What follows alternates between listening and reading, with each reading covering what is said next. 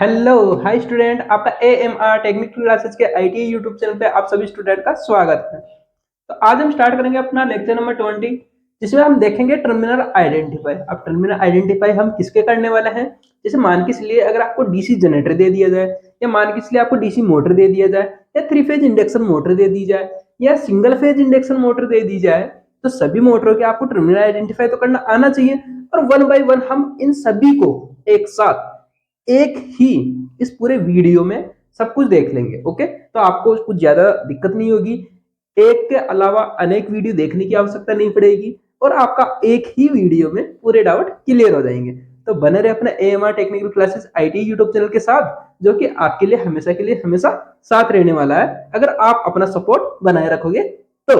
Okay, तो अपने video को लाइक जरूर करें। तो देखिए, हम जो बात करते हैं लेक्चर नंबर 20, इसमें हम देखेंगे कि जो डीसी मोटर हो गई, डीसी जनरेटर हो गया, सिंगल फेज मोटर हो गई, थ्री फेज इंडक्शन मोटर हो गई, तो आप इनमें अगर टर्मिनल आइडेंटिफाई करते हो तो सबसे ज्यादा कंफ्यूजन यही रहता है कि भाई आपको अगर मोटर सामने रख दी जाए तो आप कैसे पता करोगे। मैंने ये तक देखा है कि स्टूडेंट आईटीआई तो कर लेते हैं, आईटीआई के बाद में उनको ये तक नहीं पता होता कि भाई पंखे के कनेक्शन किए कैसे जाते हैं। ओके, तो पंखे के कनेक्शन करना भी आज आपको सीखने के लिए मिल जाएंगे। ओके, तो आपका कोई भी कंफ्यूजन नहीं रहेगा, क्योंकि देखिए अगर आप पंखे के चार तार निकलते हैं तो चारों तारों के आप कनेक्शन कैसे करते हो। और उसके अलावा एक सबसे बड़ा इंपॉर्टेंट फैक्ट आता है कि आपको कैपेसिटर लगाना भी तो आना चाहिए, और कैपेसिटर लगा देने के बाद में कि वो एंटी क्लॉकवाइज घूमेगा कि क्लॉकवाइज घूमेगा। ओके, उसकी डायरेक्शन पे भी हम बात करेंगे। तो आइए हम क्या देख रहे हैं, सबसे पहले हम डीसी मोटर जो हम पढ़ रहे थे। ओके, सबसे पहले आपको डीसी मोटर के मैंने 3 पॉइंट 4 पॉइंट 2 पॉइंट स्टार्टर के कनेक्शन करना सिखा दिया, और उसी के थोड़ा बहुत हम एक दो डीसी मोटर देख लेते हैं। उससे आपको कंफर्म हो जाएगा कि हम कैसे टर्मिनल आइडेंटिफाई करते हैं। तो सबसे पहले हम डीसी मोटर की बात कर लेते हैं। किसकी बात करेंगे अब? डीसी मोटर की। डीसी मोटर की। अब डीसी मोटर के अंदर भी आपने देखा है अनेक मोटरें होती है, जो कि हम सबसे पहले अगर एक ही मोटर से हम सब कुछ सीखना चाहे तो हम सबसे नॉर्मली आपकी एक कंपाउंड मोटर होती है, तो हम कंपाउंड मोटर के अगर कनेक्शन कर लेंगे तो आपके लिए थोड़ा इजी हो जाएगा, क्योंकि आप डीसी शंट मोटर के भी कर लोगे, उससे सीरीज मोटर का आपको कनेक्शन करना आ ही जाएगा। और रही बात आपके लिए कंपाउंड मोटर के अंदर सब कुछ अवेलेबल रहता है, तो आपका कम्युलेटिव हो गया, डिफरेंशियल हो गया, लॉन्ग शॉर्ट सब कुछ कवर हो जाएगा। ओके, तो यहाँ पे हम बात करते हैं कंपाउंड मोटर की। ओके, तो आपका सबसे पहला क्वेश्चन क्या रहेगा? कंपाउंड।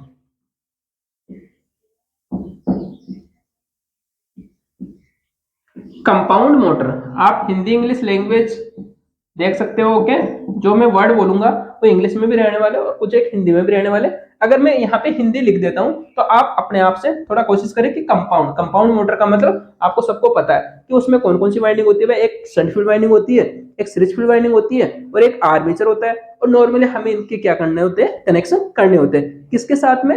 2 पॉइंट स्टार्टर के साथ में करना है कि 3 पॉइंट स्टार्टर के साथ में? तो नॉर्मली आपको पता होना चाहिए कि अगर कंपाउंड नाम से पता चल रहा है तो यहाँ पे 3 पॉइंट स्टार्टर का हम यूज कर सकते हैं, 4 पॉइंट स्टार्टर का भी हम यूज कर सकते हैं। ये क्वेश्चन आपके लिए बहुत ज्यादा इंपॉर्टेंट रहता है। ओके, तो हम जो कंपाउंड मोटर देख रहे हैं, तो कंपाउंड मोटर नॉर्मली हम मोटर बना लेते हैं। ओके, क्योंकि मोटर बनाएंगे तो आपको थोड़ा बेसिक समझ में आ जाएगा। ठीक है, ये क्या बन गई? अपनी एक मोटर बन गई, जिसके अंदर एक क्या लगा हुआ रहता है? एक शाफ्ट लगी रहती है। ओके, और इसी के अंदर क्या होता है? एक टर्मिनल बॉक्स ऊपर क्या लगा रहता है? एक टर्मिनल बॉक्स होता है। ओके, जिसमें हम देखते हैं कि भाई 6 तार निकले हुए होते हैं।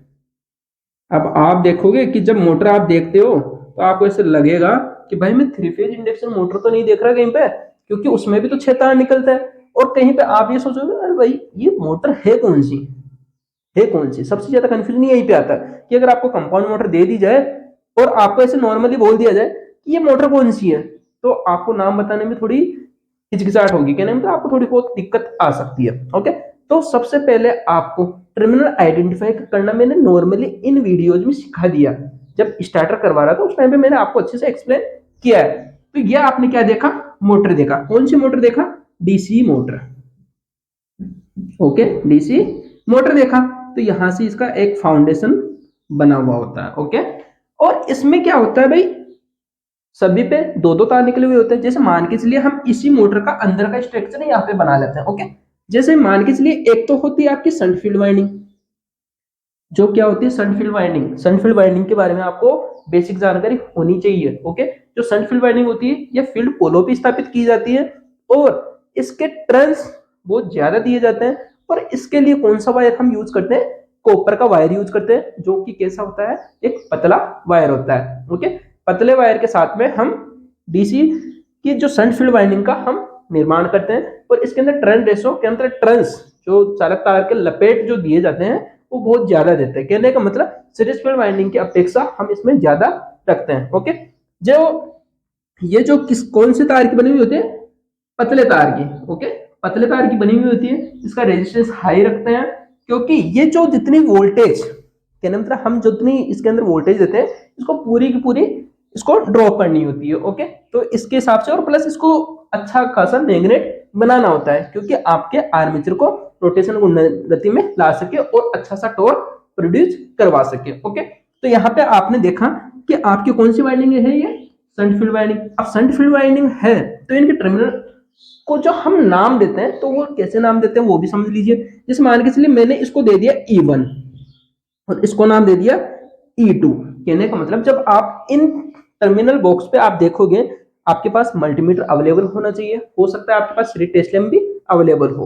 ओके, जब आप यहाँ पे मल्टीमीटर की सहायता से अगर आप चेक करोगे तो मल्टीमीटर की सहायता से आपको चेक करने के लिए मिलेगा कि सबसे पहले आपको पेयर पेयर बनाना है। कहने का मतलब कि भाई ये दोनों तार क्या कंटिन्यूटी दिखा रहे हैं कि नहीं दिखा रहे, कि ये दोनों तार आपस में एक है कि नहीं है, कि एक ही सर्किट कंप्लीट कर रहे हैं कि नहीं कर रहे। ओके, तो ये कंप्लीट करने के लिए अपनी हम टर्मिनल बॉक्स पे हम थोड़ा फोकस करेंगे। तो उसके लिए हमें क्या करना होगा कि जो मल्टीमीटर होगा उसके रेंज हम कहाँ पे सिलेक्ट करेंगे, कहाँ पे सेट करना है, जो कंटिन्यूटी पे रखना है। ओके, कंटिन्यूटी जो सिलेक्टर स्विच होता है जहां पे हमें सायरन मिलना चाहिए, मतलब जब हम यहाँ पे लगाएंगे आपस में तो अपना सर्किट कंप्लीट होना चाहिए।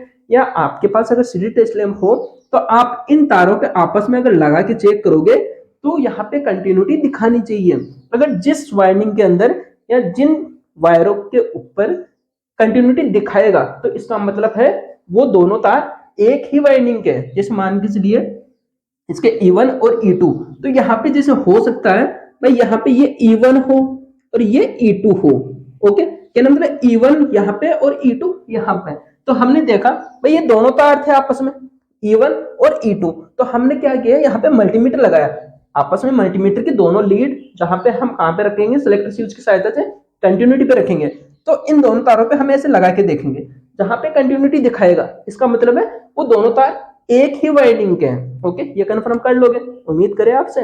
ओके, अब सेकंड टाइम पे भी आपको ऐसा ही करना है भाई। जो आपने पेयर बना लिया भाई ये E1 आप अपने हिसाब से नाम दे सकते हो, जिसका आप जब इनमें रेजिस्टेंस चेक करोगे तो जिस वाइंडिंग का रेजिस्टेंस ज्यादा आएगा वो कौन सी वाइंडिंग रहने वाली है, आपकी शंट फील्ड वाइंडिंग। ओके, हाँ, इसका E1 और E2 को आप आपस में दोनों तारों को लेकर के गाड़ दे दीजिए।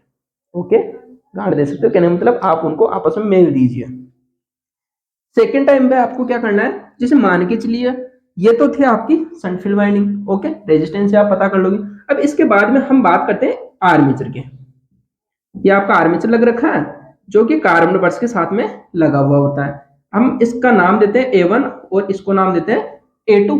अब आपके लिए क्या करना है कि भाई यहाँ पे आपको टर्मिनल बॉक्स पे भाई मोटर है कंप्लीट फिक्स की हुई है, तो आप इसके जो कवर होते हैं के अंदर एक जाली दिखी हुई होती है, के अंदर जाली आपको दिखती है जब आप उसकी बॉडी पे देखोगे मोटर की पे, तो वहां पे एक बॉडी की जो एक मतलब बॉडी पे एक जाली लगाई हुई होती है जहां पे आपको एक कम्यूटेटर देखने के लिए मिलता है। कम्यूटेटर किसके साथ में कनेक्ट होता है, मैं कार्बन बर्स की सहायता से हम दोनों तार वहां पे बाहर निकाल लेते हैं, टर्मिनल बॉक्स पे हम निकाल लेते हैं। ओके, तो टर्मिनल बॉक्स पे जैसे मान के चलिए हो सकता है ये A1 हो और ये A2 हो। तो जब आप कार्बन बर्स पे लगाओगे एक लीड और एक लीड यहाँ पे लगाओगे। ओके, या तो आप ऐसे भी कर सकते हो या आप जब इनकी कंटिन्यूटी आपस में से लगा के चेक करोगे ना सभी में, तो जिसमें कंटिन्यूटी दिखेगा इसका मतलब है वो दोनों सिरे आपके हो सकते हैं आर्मेचर के हो और हो सकता है सीरीज फील्ड वाइंडिंग के भी हो सकते हैं। ओके, तो ये कंफर्म करने के लिए आपको क्या करना है, A1 और A2 दोनों लीडों पे लगाना है एक लीड। मल्टीमीटर की एक लीड आपको लेनी है जो या तो A1 पे लगा दो या A2 पे लगा दो। ओके, या आप कंटिन्यू चेक करते हैं आपको पता चल जाएगा कि भाई इन दोनों का पेयर है, और बचे हुए जो ये हैं ओके, बचे हुए D1 और ये D2। ओके, तो इन दोनों का पेयर आपको पता चल जाएगा। कन्फर्म ये करना है कि भाई ये सीरीज फील्ड वाइंडिंग का है कि ये आर्मेचर के हैं। ये कन्फर्म करने के लिए आपको जो जाली होती है मोटर के साथ में कनेक्ट होती है, तो उसको ओपन करना है। ओपन करने के बाद में आप ओपन कर सकते हो, आपको वहां पे जो एग्जामिनर होंगे वो आपको मना नहीं कर सकते, क्योंकि ये आप अगर डीसी कंपाउंड मोटर का अगर आप प्रैक्टिकल कर रहे हो या डीसी शंट मोटर के साथ में अगर आप प्रैक्टिकल कर रहे हो, तो ये आप अपना मतलब कंफर्म करने के लिए आप सब कुछ कर सकते हो, आप कोई मना नहीं करेगा। ओके, तो ये कंफर्म करने के लिए, और अगर आपसे पूछें कि आप ऐसा क्यों कर रहे हो, तो ये बता सकते हो आप कि भाई मैं आर्मेचर के टर्मिनल आइडेंटिफाई कर रहा हूँ कि ये आर्मेचर के है कि नहीं है, आर्मेचर से कनेक्ट है या नहीं है। तो ये कंफर्म करने के लिए आप एक लीड यहाँ पे लगाओगे और एक कार्बन बर्स के साथ में लगाओगे, जैसा कि यहाँ पे देख लीजिए। एक लीड यहाँ पे लगानी है, जैसे मान के चलिए ये एक तार यहाँ पे आ रखा था और एक यहाँ पे कार्बन बर्स पे लगाना है। ओके, जब यहाँ पे लगाओगे तो इसके साथ में कंटिन्यूटी दिखाएगा, और यहाँ पे लगाओगे क्या मतलब इस दूसरे वाले पे भी लगाओगे तो भी ये कंटिन्यूटी दिखाएगा। तो इसका मतलब आप कंफर्म कर पाओगे कि ये आपके जो दोनों वायर निकले हुए हैं ये किसके हैं, आर्मेचर के हैं, ये कंफर्म कर लोगे। ओके, तो अब बचे हुए तार कौन से होने वाले आपके, सीरीज फील्ड वाइंडिंग के, जो कि क्या होता है में मोटे तार की बनी होती है और कम टर्न्स दिए हुए होते हैं। ओके, तो आपको ये कंफर्म हो जाएगा। तो हम जो इनके कनेक्शन करते हैं अलग अलग तरीके से करते हैं। कंपाउंड मोटर की हम बात कर रहे हैं तो कंपाउंड मोटर के अंदर आर्मेचर और सीरीज फील्ड वाइंडिंग दोनों श्रेणी में होती है, और शंट फील्ड वाइंडिंग इन दोनों के समानांतर क्रम में होती है, और हम आपस में इनके कनेक्शन करके इनको सप्लाई प्रोवाइड करवाते हैं और अपनी मोटर आसानी से घूर्णन गति करना स्टार्ट कर देती है। ओके, तो हम क्या कर रहे हैं, ये सीरीज फील्ड वाइंडिंग हो गई, इसका D1 और इसका D2। ओके, ये क्या है आपका D1 और D2, ये D2। ओके, तो हम ये कौन सी वाइंडिंग होगी आपकी, सीरीज फील्ड वाइंडिंग। ये कौन सी वाइंडिंग होगी आपकी, शंट फील्ड वाइंडिंग। हमेशा ध्यान रखें शंट फील्ड वाइंडिंग को E1 E2 से डिनोट किया जाता है, सीरीज फील्ड वाइंडिंग को D1 D2 से, और आर्मेचर को A1 A2 से डिनोट करते हैं। और जब आपको इन दोनों को श्रेणी क्रम में करोगे तो भाई A2 को D1 के साथ में लगाओगे, तो इन दोनों को ऐसे लगा दीजिए। अब बचे हुए दोनों तार हैं तो इसको इसके साथ में कनेक्ट कर दो, यहाँ पे माइनस सप्लाई प्रोवाइड करवा दीजिए, और बचे हुए इन दोनों तारों को 2 पॉइंट स्टार्टर के साथ में करोगे, 3 पॉइंट स्टार्टर के साथ में, तो कमेंट बॉक्स में करके जरूर बताया कहना मतलब हम कौन सी स्टार्टर का हम यूज करेंगे। तो अभी मैंने बताया था आपको कि हम जो इसके कनेक्शन करेंगे कौन से स्टार्टर के साथ में करेंगे, 3 पॉइंट स्टार्टर के साथ में भी कर सकते हैं और 4 पॉइंट स्टार्टर के साथ में भी हमें कनेक्शन करना होता है या करना पड़ सकता है या हम कर सकते हैं। ओके, तीनों बातें समझ में आ गई। ओके, बाकी आपको क्या करना होता है, यहाँ से इन दोनों को ऐसे लगा दीजिए और आपस में यहाँ पे कर दीजिए, तो यहाँ पे आपको पॉजिटिव सप्लाई प्रोवाइड करवानी होती है। ओके, ये बात हो गई आपकी डीसी कंपाउंड मोटर की। ओके, हो सकता है आपके पास डीसी जनरेटर का भी तो हो सकता है ना, तो जनरेटर होगा तो जनरेटर के अंदर क्या किया जाता है भाई, यहाँ से ये जो शंट फील्ड वाइंडिंग होती है इसके अंदर रेजिडुअल मैग्नेटिज्म की वजह से इसमें मैग्नेट बनता है, और जब आप इसको आर्मेचर को इसकी शाफ्ट को 3 फेज इंडक्शन मोटर की सहायता से या अदर किसी मोटर के की सहायता से क्या मतलब आपको यांत्रिक ऊर्जा देनी होती है, क्या मतलब हाथ से भी आप घुमा दोगे तो ये डीसी जनरेटर बन जाएगा, जो कि आपको आउटपुट में जितनी वोल्टेज आप दे रहे हो ना इनपुट में उतनी वोल्टेज आपको आउटपुट में भी मिल सकती है। ओके, तो मैं उम्मीद करता हूं कि आपको अगर कंपाउंड मोटर के मैंने कनेक्शन बताया और इसके अंदर आप अगर चाहो तो इसको आप क्या कर सकते हो, शॉर्ट भी बना सकते हो और लॉन्ग भी बना सकते हो। ओके, शॉर्ट भी बना सकते हो और लॉन्ग भी बना सकते हो। ओके, तो यहाँ पे आप इस वाइंडिंग के आधे टर्न्स इधर भी ला सकते हो और आधे टर्न श्रेणी में भी रख सकते हो। ओके, बाकी ये आपकी कंपाउंड मोटर कंप्लीट हो गई है।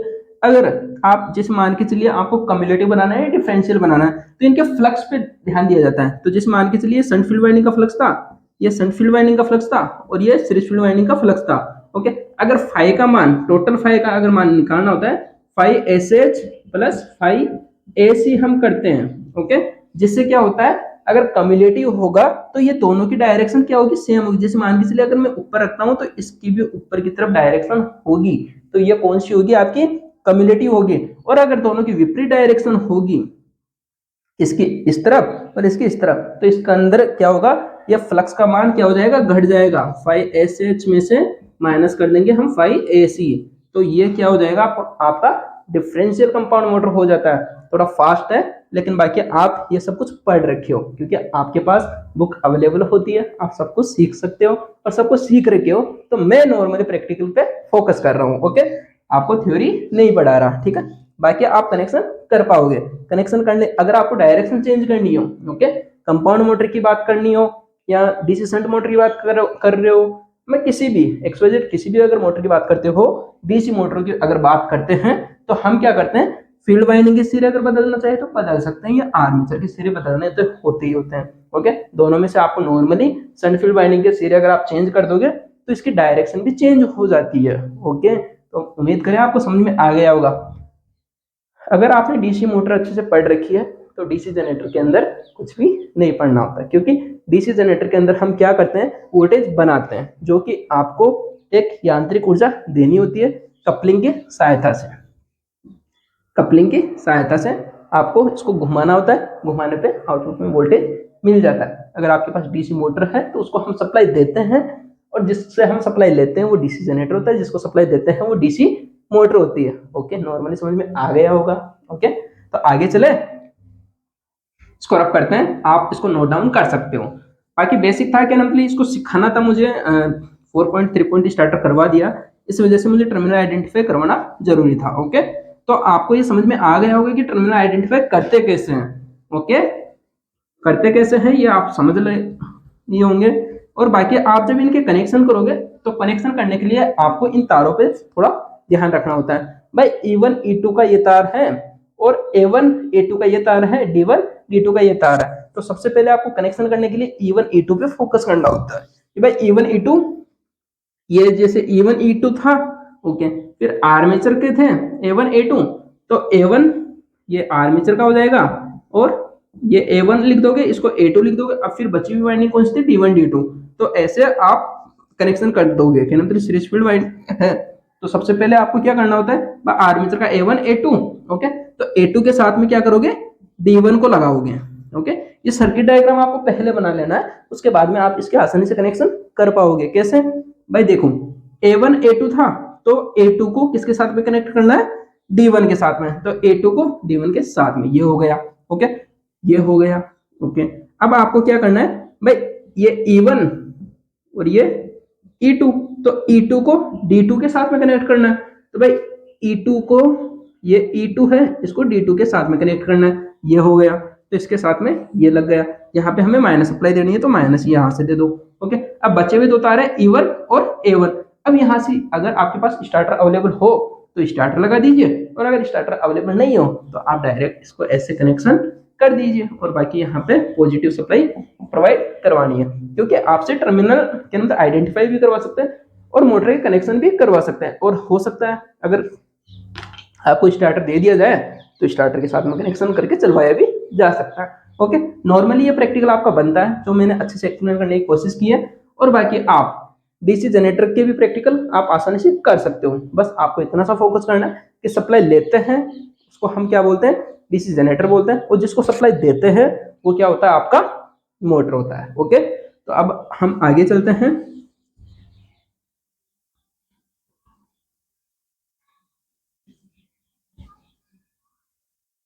ये बात हो गई आपकी डीसी मोटर और डीसी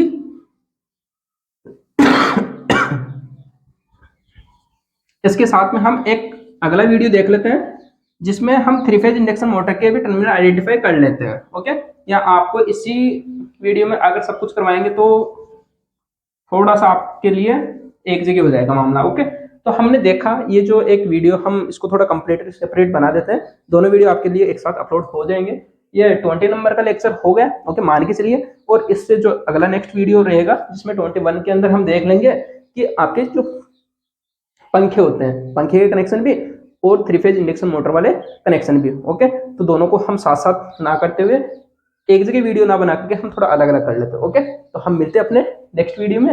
आप अपने इस AMR technical classes IT YouTube channel को लाइक शेयर और सब्सक्राइब जरूर करें, okay. Thank you, bye bye, love you.